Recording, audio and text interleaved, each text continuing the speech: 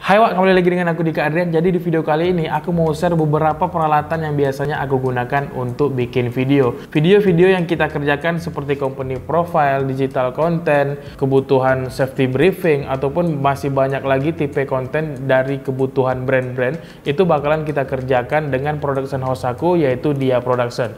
Nah, kalau misalnya teman-teman belum follow Dia Production, silahkan follow. Jadi nanti di Instagram tersebut aku bakalan share beberapa hasil dari pekerjaan aku dan tim yang pernah kita kerjakan. Jadi di sini aku mau share peralatan produksi yang biasanya aku gunakan. Jadi gear-gear atau peralatan yang bakalan kalian lihat di video ini bisa aku katakan suatu buah pencapaian yang aku dapatkan dengan proses perjuangan yang cukup panjang. Dari awal aku mulai megang kamera, dari situ aku bisa mendapatkan project dari nominal yang cukup kecil. Perlahan aku mulai upgrade skill lagi dan bisa mendapatkan project-project sampai saat ini ya alhamdulillah bisa terciptanya studio dan juga bisa meng-hire tim untuk bekerja sama dengan aku dan juga akhirnya bisa upgrade alat yang bisa menunjang produksi tentunya. Nah, kali ini kita mau share peralatan yang biasanya aku gunakan untuk produksi. Yang pertama dari segi kamera terlebih dahulu. Kamera di sini aku menggunakan dari brand Sony, yaitu yang pertama ada Sony A6300, ini bersensor APS-C, dan satu lagi kamera dari Sony A7 Mark III. Kamera Sony A7 Mark III ini sudah bersensor full frame. Ini merupakan kamera A6300 pertama mirrorless yang aku punya di tahun 2017 atau 2018. Yang sebelumnya aku pengguna Canon, yang mana Canon itu aku gunakan seri 60D waktu itu, yang dimana kamera Canon 60D itu merupakan kamera yang sangat mumpuni dari segi fotografi, videografi, sehingga pada zaman itu aku dengan kamera itu bisa mengumpulkan uang dan akhirnya bisa upgrade kamera mirrorless pertama yaitu A6300. Dengan menggunakan Sony Alpha 6300 ini aku terus berproses sambil mengupgrade skill yang akhirnya aku bisa mendapatkan Sony A7 Mark III. Sony A7 Mark III ini dia bersensor full frame karena aku sebelumnya pakai APS-C, jadi aku ingin upgrade sedikit supaya aku bisa melihat beberapa perbedaan dari APS-C dan juga full frame. Dan juga yang paling penting, sensor full frame ini dia memiliki lensa-lensa yang cukup mahal tapi worth it untuk dengan hasilnya. Sony A7 Mark III ini dia sudah beresolusi 4K, dia sudah ada 4K dan juga sudah ada 1080 di 120 pixel dan sudah memiliki picture profile HLG1 dan HLG2. Nah, di mana HLG1 ataupun HLG2 ini biasanya menggunakan untuk bikin konten-konten yang vlog ataupun konten-konten yang sifatnya untuk kebutuhan sosial media. Kalau untuk komersial project untuk perusahaan, company profile ataupun digital content kayak iklan-iklan ala-ala TV gitu, itu biasanya aku menggunakan picture profile S-Log 2 ataupun S-Log 3 sesuai dengan kebutuhan. Jadi bisa dikatakan kamera utama untuk produksi video di studio ini itu kebanyakan diambil oleh Sony A7 Mark III. Untuk Sony A6300 ini aku gunakan untuk mengambil behind the scene baik itu foto maupun video. Nah, yang kemudian beberapa bulan ke depan kalau misalnya ada rezeki aku pengen upgrade kamera ini menjadi kamera full frame tentunya supaya bisa main dual kamera dalam waktu yang bersamaan biar sekaligus ada kesamaan dari segi picture profile-nya. Jadi bisa langsung diedit langsung sama warnanya. Ya, doain aja teman-teman ya. Kalau kita sudah berbicara mengenai kamera, tentu kita tidak terlepas dari yang namanya lensa. Nah, untuk lensa dari APS-C, di sini aku menggunakan lensa dari Sony 35 mili. Ini f-nya 1,8 dan ada juga lensa dari Sony yang berukuran 16 mm dengan f2,8. Ini lensa pancake, lensa yang cukup kecil. Ini lensa 16 dan ini lensa 35. Jadi aku cuma punya lensa 2 untuk APS-C. Sedangkan untuk kamera full frame dari Sony A7 Mark III, di sini aku punya 3 lensa. Lensa yang pertama Tamron 17-28 mm dengan f2,8. Ini merupakan lensa yang sangat cocok untuk landscape ataupun kita mau mengambil interior karena dia ini lensa wide. Jadi focal length-nya itu untuk wide di 17 mm dan untuk zoom di angka 28 mm. Dan kemudian aku punya lensa untuk medium close up Ini yang namanya lensa dari Sony Zeiss 55 f1.8. Ini lensa merupakan lensa yang sering aku gunakan karena dia tidak terlalu wide dan juga tidak terlalu close up. Ini merupakan lensa fix ya, karena dia fix di 55 mm. Ini hasilnya cukup tajam dan bokehnya pun cukup halus. Jadi aku sangat senang dengan lensa ini. Dan kemudian untuk lensa yang bisa kita gunakan untuk extreme close up, ini ada lensa dari Sony 85 mm dengan f1.8. Ini lensa kalau misalnya kita ngambil di outdoor, terus bokehnya itu pasti cakep banget karena dia memang udah fix lens ya, dan dia focal lengthnya itu 85. Ini memang cukup ya, kalau misalnya kita bikin video di luar ataupun di indoor, ini memang cukup cakep banget bokehnya itu. Mantap dah pokoknya. Dan aku bisa katakan aku sangat puas dengan 3 lensa yang aku miliki ini. Ya, semoga ada rezeki lebih lagi supaya kita bisa tambah lensa untuk kamera full frame. Nah, peralatan yang selanjutnya yaitu adalah drone. Drone di sini aku menggunakan DJI Mavic Air 2. DJI Mavic Air 2 ini sudah memiliki 4K di 60 fps. Jadi kita bisa bikin slow motion cukup halus nih kalau untuk kita ngambil footage aerial. Dan juga dia sudah memiliki fitur hyperlapse yang bisa membantu produksi kita jadi lebih mantap. Dari 3 peralatan yang sudah aku sebutkan tadi, kamera, lensa, dan drone, supaya dia lebih awet dan tidak berjamur, tidak kena debu, di sini aku simpan dia dengan menggunakan dry cabinet, yaitu dari Anbon 50 liter, yang dimana dia sudah memiliki 3 slot. Untuk slot yang pertama yang di bagian atas, di sini aku tempatkan lensa, dan di bagian tengah di sini aku tempatkan beberapa kamera, dan juga di paling bawah aku tempatkan untuk meletakkan DJI Mavic Air 2. Nah, kebutuhan drone aku taruh di bagian bawah gitu. Dengan menggunakan dry cabinet ini, peralatan-peralatan kita terbebas dari jamur dan juga debu, dan yang pasti lebih awet tentunya. Peralatan selanjutnya yang bakalan kita bahas yaitu dari sisi audio. Audio di sini aku menggunakan mikrofon dari HoloLens Lux 150, yang dimana HoloLens Lux 150 ini dia sudah memiliki transmitternya 2 dan 1 receiver, yang kalau misalnya dari segi hasil ini cukup jernih. Aku bisa jamin dia sudah low noise dan suaranya itu cukup bulat. Kalau kalian dengar sekarang ini aku pakai wireless langsung dari HoloLens Lux 150.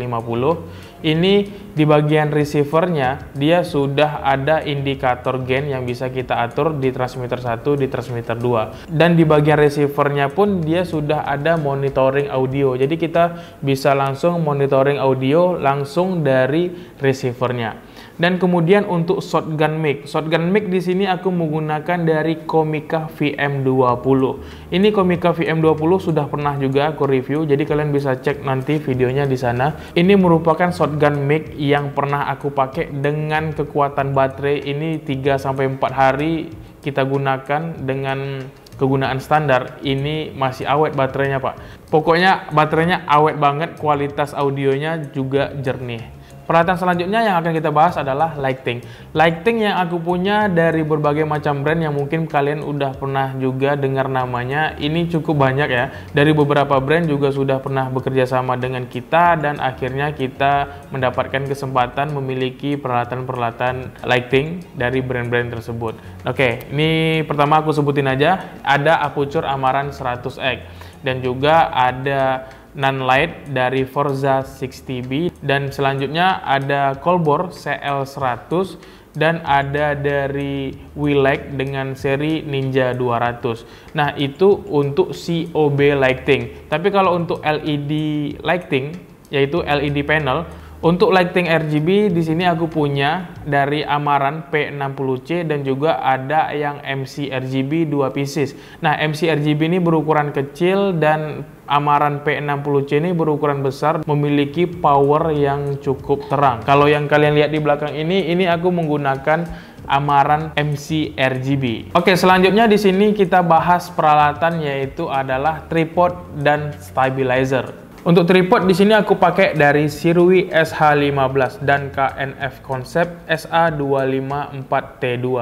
SH15 ini tripod paling kokoh dan masih sangat terjangkau dari segi harga. Untuk dari segi panning dan juga tilting, dia sangat menghasilkan kamera movement yang cukup halus. Dan juga untuk tripod dari KNF Concept, ini merupakan tripod yang bisa dikondisikan sesuai dengan kebutuhan, terutama untuk angle-angle yang paling ekstrim. Bisa banget digunakan untuk tripod ini. Untuk gimbal stabilizer di sini aku menggunakan brand dari Zion, yaitu Kren 2S dan juga Weebill 2. Kalau untuk Kren 2S ini kebanyakan aku pakai untuk format potret, karena sosial media sekarang ini sangat lebih bagus engagementnya dengan format potret. Tapi kalau untuk yang Weebill 2 biasanya aku gunakan untuk orientasi landscape. Dan juga Weebill 2 ini kamera movement yang dihasilkan dari motor 3 axis-nya itu sudah cukup smooth banget. Jadi beberapa project sudah pernah aku gunakan Zion Weebill 2 ini. Jadi hasilnya kedua dari gimbal ini cukup mantap.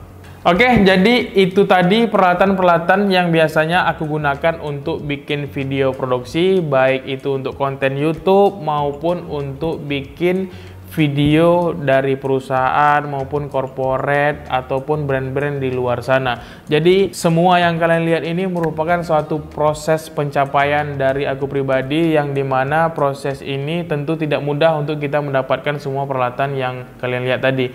Ada naiknya, ada turunnya, terus bagaimana kita menyikapi semua itu dengan lapang dada, dengan pikiran yang cukup jernih, sehingga kita bisa bangkit lagi. Ya namanya kita usaha ya. Aku itu udah mulai bisa aku katakan untuk mendapatkan uang dari segi industri kreatif, kayak megang kamera itu dari tahun 2011, dimana 2011 itu awal mulanya aku main dari segi pre-wedding ataupun wedding.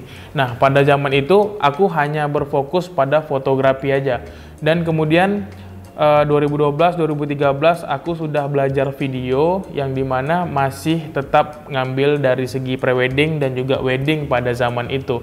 Jadi setelah 2013 atau 2014, di situ aku sudah mulai mencoba untuk bikin company profile ataupun bikin iklan-iklan, dan akhirnya perlahan mulai bisa mendapatkan klien. Akhirnya bisa mendapatkan klien, 1-2 kita kerjakan sambil upgrade skill juga. Dan akhirnya aku sempat vakum itu di tahun berapa itu ya, 2016 sampai 2018 itu aku lupa. Aku sempat vakum intinya di industri ini, dan akhirnya aku memutuskan untuk bekerja di salah satu perusahaan, ya dimana karena aku merasa wah ini satu bisnis aku nih nggak jalan. Akhirnya aku berusaha untuk kerja di salah satu perusahaan, dan akhirnya setelah bekerja di perusahaan aku mikir lagi, ya udah aku coba mulai nge-create lagi dari nol. Aku bangun bisnis videografi, dan akhirnya perlahan-perlahan ada dapat klien, dapat job, terus kita ngerjain company profile, terus kita ngerjain iklan untuk brand-brand, dan akhirnya sampailah pada di titik ini kita bisa punya studio yang alhamdulillahnya, dan kita bisa bekerja sama dengan beberapa brand lokal dan juga brand nasional tentunya. Nah, terima kasih semuanya yang udah nonton sampai menit ini, dan semoga kalian bisa terus semangat aja untuk mengejar mimpi-mimpi kalian. Tentunya dari apa yang kalian lihat sekarang ini aku melewati proses yang cukup panjang ya. Udah aku ceritakan tadi juga bagaimana aku bisa survive di industri kreatif tentunya. Dan kali ini kita masih terus coba untuk meningkatkan skill aku pribadi, terus skill tim juga, dan juga kita masih memiliki cita-cita yang bakalan kita coba untuk mendapatkannya gitu ya. Ya gitulah intinya. Oke, jadi buat kalian di luar sana terus semangat aja, gapai terus mimpi-mimpi kalian, jangan patah semangat, karena semua ini kita harus berproses supaya kita bisa menikmati hasilnya gitu ya. Tidak ada segala sesuatu itu yang bisa kita gapai secara instan. Jadi tentu kita harus bisa melewati beberapa proses yang harus kita lalui sehingga kita bisa memetik hasil yang sesuai dengan kita impi-impikan gitu ya. Oke, mungkin aku rasa sampai di sini dulu aja video kali ini. Buat kalian yang belum follow Instagram aku, silahkan follow. Kalau misalnya kalian ada yang ingin ditanyakan, silahkan tulis di kolom komentar. Ataupun kalian kalau ingin detail produk apa aja yang aku punya di video kali ini yang aku sebutin, nanti kalian coba cek di kolom deskripsi. Nanti aku bakalan taruh di sana.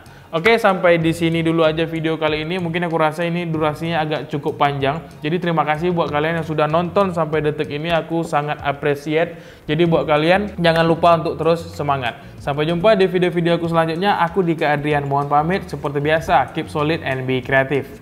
Peace out. Dadah.